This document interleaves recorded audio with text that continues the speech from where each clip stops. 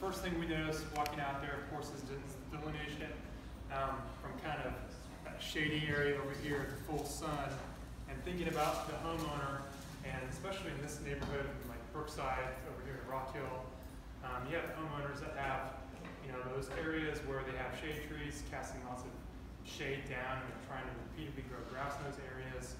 And this is an opportunity to maybe give them some other options, some recommendations to what to do with those troublesome shade areas, and even delineate what they could do in, you know, full sun, maybe replace some lawn areas with natives.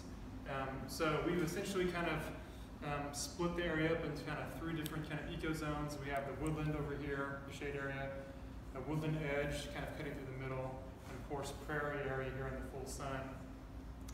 And then we want to go ahead and take a nice little walking path, 5 foot wide, that would kind of intersect and cut through all those locations.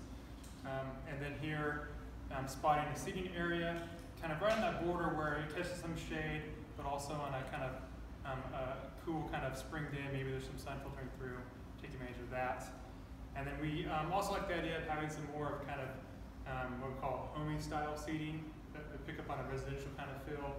So maybe there's just a grouping of Adirondack chairs there to kind of sit out and take advantage of views out towards kind of the woodland forest garden.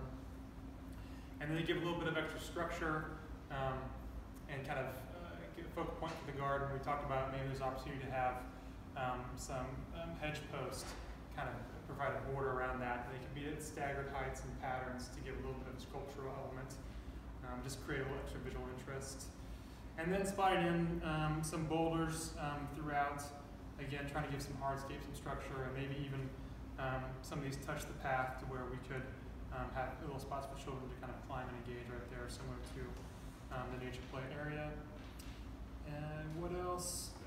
We recommended actually, let's just go ahead and not worry about playing this area and have the D&D take care of maintenance all the way to that edge. It seems like it's just going to be a troublesome 2-foot border. And then over here, having that walking path come off along that edge, thinking about kind of just having a nice border right there to kind of limit where we may have some encroachment between the shrub area and some of the plantings here. And then there was talk on our group that the spigot may actually be a little more centered over here, and we wanted to give it kind of a nice little kind of rock border around that, maybe a stepping stone path out there. Just think about maintenance, so making sure it's easily accessible. I think that's it. We've got a list of potential plants down here for each of the areas.